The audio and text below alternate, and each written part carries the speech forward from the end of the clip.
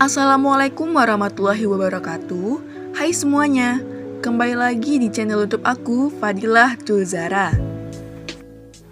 Nah, pada video kali ini aku akan membahas mengenai seputar teori feminisme pada sebuah novel yang berjudul Genduk, karya Sundari Marzuki.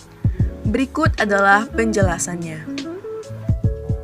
Feminisme adalah teori tentang persamaan antara laki-laki dan perempuan di bidang politik, ekonomi, dan sosial atau kegiatan terorganisasi yang memperjuangkan hak-hak serta kepentingan perempuan. Hal ini disebabkan perempuan selalu mengalami ketimpangan gender selama ini. Feminisme berupaya menggali identitas perempuan yang selama ini tertutupi hegemoni patriarkat. Identitas diperlukan sebagai dasar pergerakan, memperjuangkan kesamaan hak, dan membongkar akar dari segala ketertindasan perempuan. Nah, tujuan dari feminisme ini adalah mengakhiri dominasi laki-laki dengan cara menghancurkan struktur budaya, segala hukum, dan aturan-aturan yang menempatkan perempuan sebagai korban yang tidak tampak dan tidak berharga. Hal ini diterima perempuan sebagai marginalisasi, dipojokkan, dan kekerasan.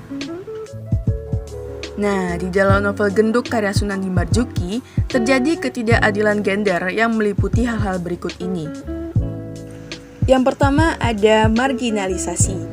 Nah, menurut Fakih, marginalisasi kaum perempuan tidak saja terjadi di tempat pekerjaan, juga terjadi dalam rumah tangga, masyarakat, atau kultur bahkan negara. Marginalisasi terhadap perempuan sudah terjadi sejak di rumah tangga dalam bentuk diskriminasi atas anggota keluarga yang laki-laki dan perempuan. Nah, kutipan tersebut menunjukkan bahwa rumah yang tidak memiliki seorang ayah membuat genduk tidak memiliki kebutuhan dan perabotan yang layak di rumahnya. Tidak seperti di rumah yang memiliki keluarga yang memiliki ayah dalam keluarga.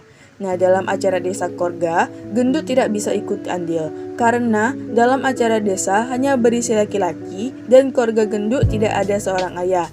Hal itu tentu ketidakadilan bentuk marginalisasi yang sering terjadi pada kalangan ke bawah.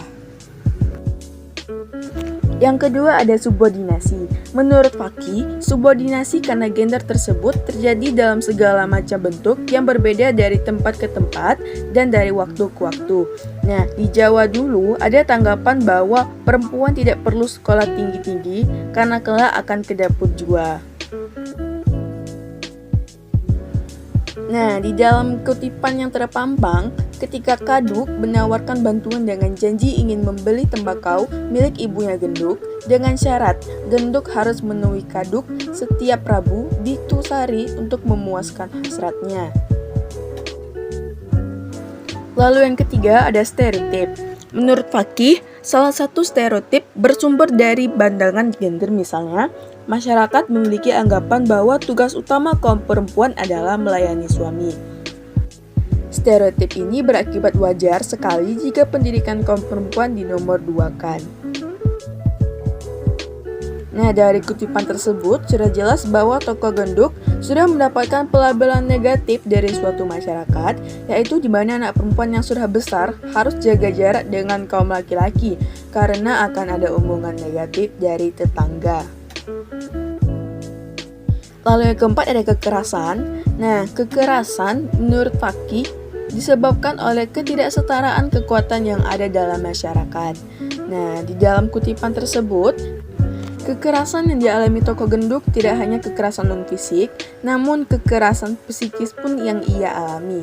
Nah, tokoh Genduk merasa tersakiti oleh ucapan Sabto, lalu pada tahun 90-an tersebut, masih banyak kaum laki-laki yang memperlakukan kasar terhadap kaum perempuan seperti yang dialami tokoh Genduk.